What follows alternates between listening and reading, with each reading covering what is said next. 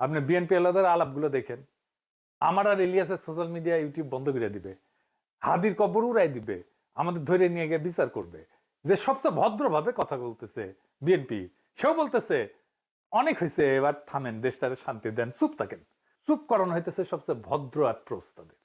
মানে একটা সরকার, একটা রাজনৈতিক দল, তার কোনো বিরোধিতা থাকবে না, আমরা কোনো কথা বলবো না। যেহেতু আমরা সরকার বিরোধী, তাই আমাদের কথা বলার কোনো অধিকার নেই, আমাদের চুপ থাকতে হবে, কারণ দেশে এখন শান্তি দরকার। এটা তারা সহ্য করবে না।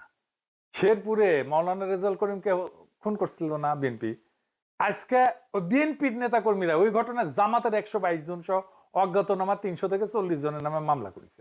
চিন্তা করেন কি তামাশা। মানে আপনার সহকর্মীরে মারবে, আপনার সহযোদ্ধারে মারবে এবং আপনার নামে মামলা দিবে। দেখেন একজন লিখতেছে বিএনপির সমালোচনা করার জন্য পাড়ার বিএনপি নেতা ডেকে নিয়ে কইতেছে গুলি করে দিবে, গুলি করে দিবে। আওয়ামী লীগ কোনোদিন এই কাজ করে নাই, দেখেছেন? তারেক রহমানের নিয়ে কোনো কথা বলা যাবে না। পুলিশ আবার আগের অবস্থা ফিরে আসিছে, দেখেন অ্যারেস্ট করবি, দেখেন পুলিশের রোয়ান। আপনি কি করেন? আপনি শুনেন, দেখি ভাই, দেখি ভাই কি করেন আপনি? দেখি আপনার আইডি কার্ড বের করেন। দাঁড়ান ভাই, দাঁড়ান দাঁড়ান। কি বলছেন? আমি কইছি যে ভাই রাস্তায় যান, আপনারা কি জানেন কিনা এই বিষয়টা আমি বলছি। হ্যাঁ, তারপরে কি বলছেন? তারেক রহমান বিষয়ে কোনো কথা বলছেন?